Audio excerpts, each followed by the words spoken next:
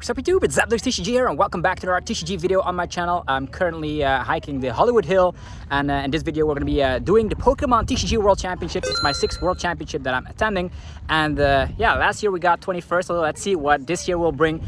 Hopefully you guys will enjoy the content. If you are a fan of the content I'm posting on my channel, let me know by rocking the hell out of the like button, and let's get into the Pokemon TCG World Championships 2025.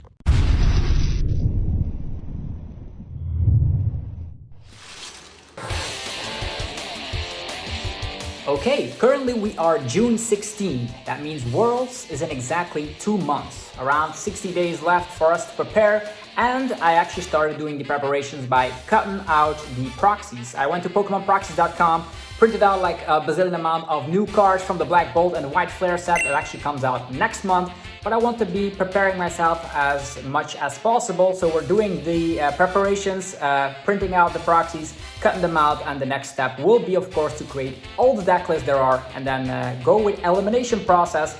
In that sense, is that decks that don't perform a lot or not good in our testing will be scratched down until we have our deck for Worlds. So this is going to be a very crazy journey, so hopefully you guys will enjoy this unique vlog, as we're going to be doing a lot of takes, and we're going to have this being the first one, first part of this big vlog for the World Championships 2025 over in Anaheim.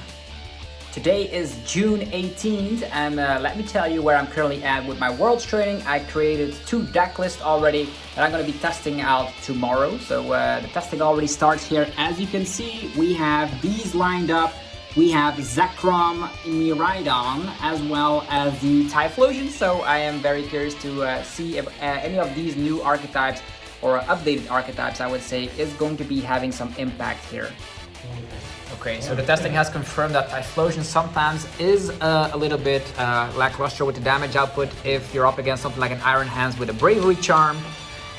There's also a problem when there's East Adventures priced. Even though you have like something like a redeemable ticket, you don't always find it in time. So currently I'm playing Goldango, and Goldango seems really strong. The Genesect being able to fetch out Scizor as well is very awesome. Definitely up against the board position with Phasandipity, Electric, Tandem Unit Miraidon, Restart Mew and all that. So yeah, currently Goldango is performing quite good. Today we're June 25th, and I'm actually started testing with Joltik Box. I saw the results of the Japan Championships 2025, and I was really curious to see how Joltik Box was able to go so far in this event, and I'm actually playing it on the ladder currently, as it doesn't change all too much besides maybe adding in a Brave Bangle. I'm not too certain if it's necessary, but I'll currently be rocking a little bit with Joltik Box, because the rest of the decks like Goldango I still need to explore some more, but it does feel like yeah, Joltik Box placing in such a high top 4 finish is that it's actually pretty good in the World's meta. Alright folks, we are July 11th, and I actually did a full training session yesterday where I was piloting different decks like Joltik Box, Marnie's Grimmsnarl, one of the top dogs in town in my opinion. But Yoni, one of my testing partners, actually destroyed me with Goldango EX of all things. So with the help of Genesect, really consistent for sure. And that's probably the thing I want to be testing out the next couple of days, because yeah, Yoni really was able to destroy. I think he won 7 games, and I was only able to win 2 games in general. So was able to beat Joltik Box convincingly, Marnie's Grimmsnarl convincingly. Did lose against like Charizard, Dracopult, but Goldango seems to be one of the stronger decks moving forward in this training schedule.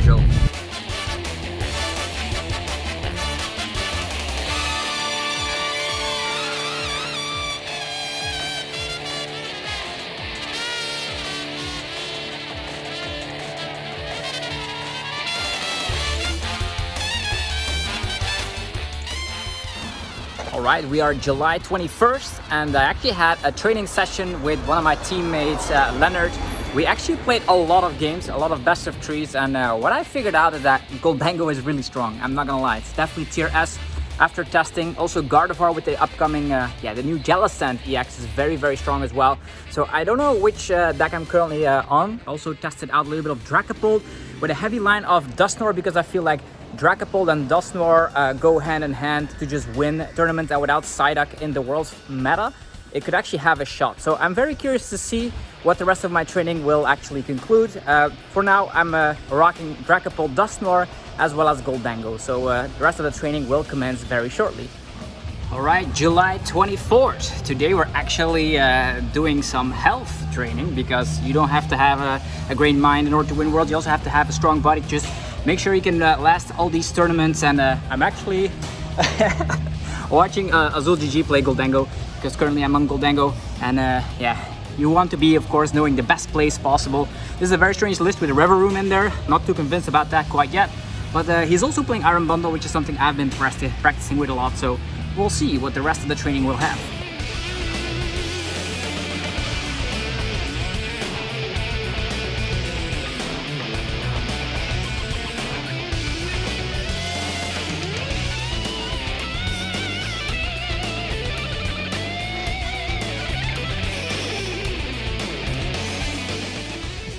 Alright, so this is the current Blizzy list we cooked up.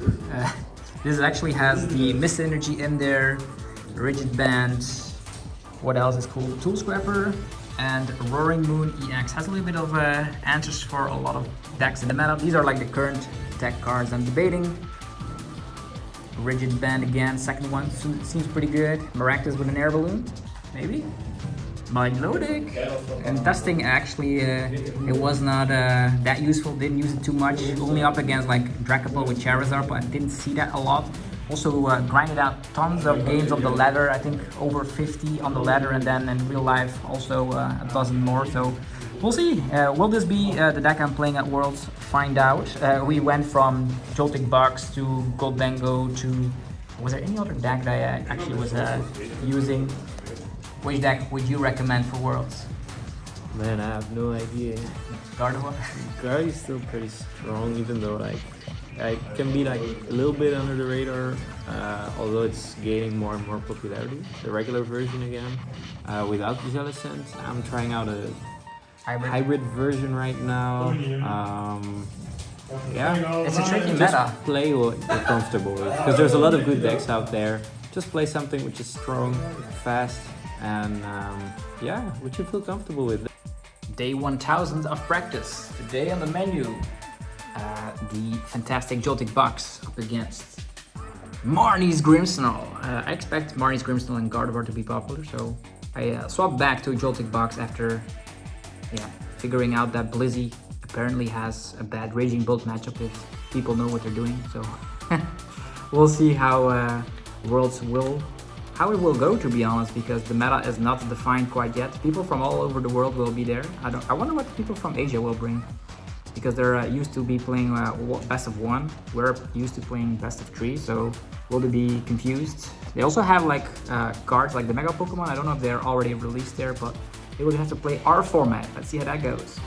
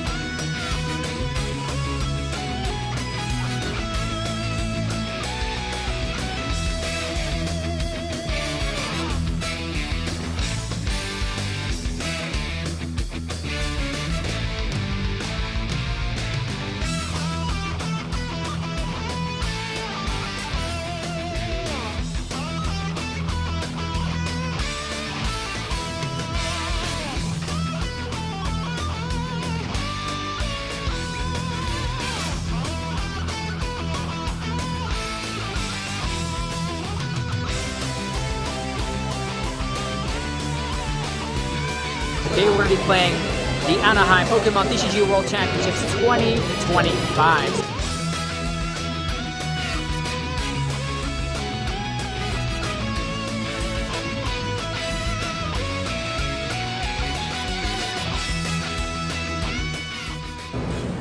Alright, round 1 here at the Pokemon TCG World Championships 2025 in Anaheim is done. I was up against Christian Vitti from Australia. We had a very interesting series. You're playing Dragapult with Dusknoir. Tell me a little bit how the series went. You went 2-0. Yeah, look, I did everything I had to do. You didn't have the greatest starts. Game 1, I think I just bossed Miraidon, Badoon. Just kept Badooing because he didn't have a way to retreat it because I had the jamming tower in play. I think Game 2, similar thing as well. You couldn't Jolting charge instantly. So it really slowed down your start. I definitely think those games could have played out a little bit differently based on our opening draws. The Game 1 was a bit of a stalemate for the first kind of 3 turns on both sides. Kind of didn't do anything. I made sure to knock out the Iron Hands the second it came out with the Dust Box with the Jamming Tower, counter catcher Iona, just to try to put you to nothing. And I also knocked out the Joltik. Game 1 was really crazy. Yeah. The second game by Latias was priced, Jamming Tower was in play, and Lily's Clefairy was also in the prices. The Clefairy was definitely a big one because you could have potentially knocked me out earlier with that. I tried to keep my board as thin as possible to play around that. But yeah, definitely if you had that earlier, it could have been a bit of a different game. Yeah. Weird games. I'm happy to start with the win, but I'm sure you'll definitely claw back, 100%. Congrats, Christian. Thanks for the game. All good. Thank you, bro. Cheers.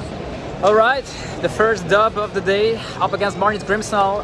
The player actually played really nice. We had Maractus Lock going around, and there was also the Iron Bundle, which really surprised me, so that was kind of interesting. I was up against Taku Nagushi from Japan.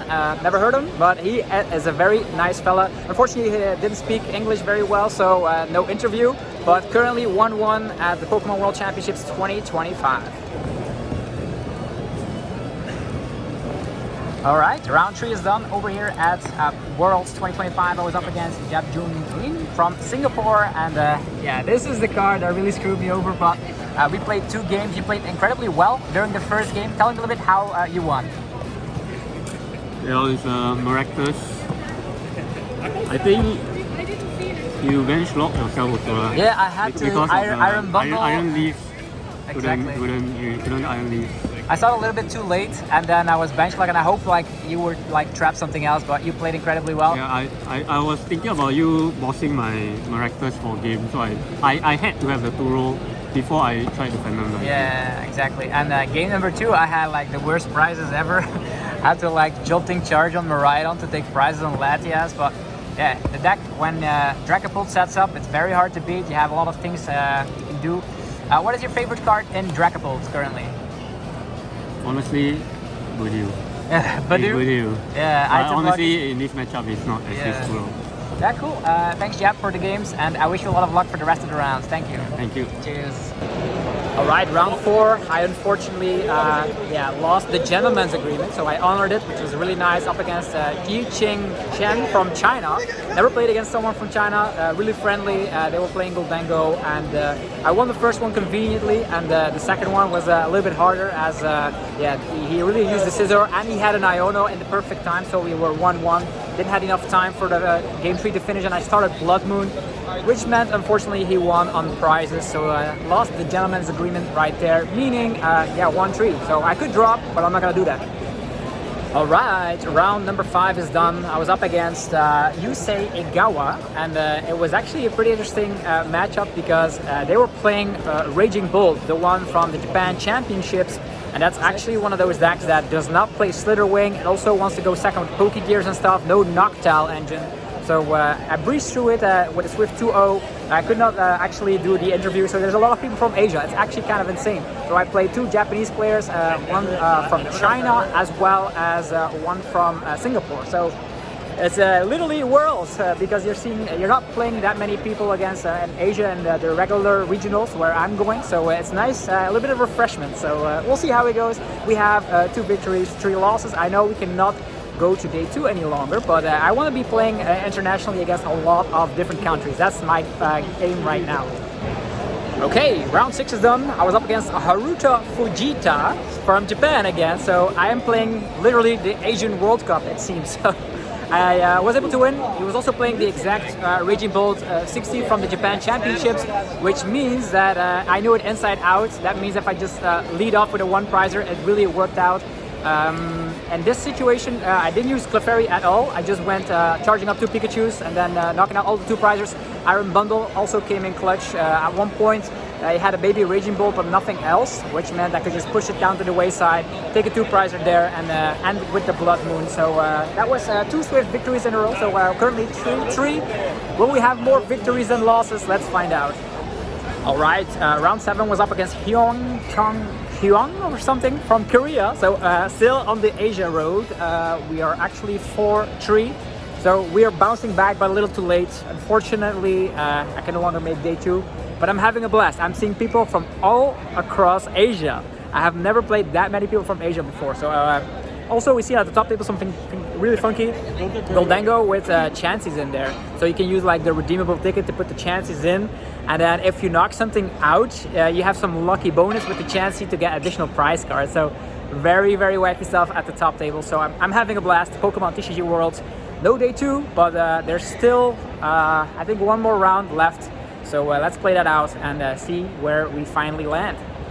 All right, last round is done. I ended up with 5-3, so 1 win short. I was up against Kobe Kawasaki. He was actually from the United States, but his last name actually suggests that he's actually from Japan. So this was the Asian World Cup a little bit, because I only saw 1 person from US, 1 person from Australia, all the rest were from Asia. 1 win short, another 5-3. I already had like 2 5-3s on my record for Worlds in general. This will be the 3rd one, so we actually will need to do better next year. Last year was very good. We got a top 32 at Worlds. This year it was not that good. It was still okay, but it was a bummer that I actually got knocked out very early on in the tournament. But yeah, the full list will be up on the socials as well, so definitely check those out if you haven't already.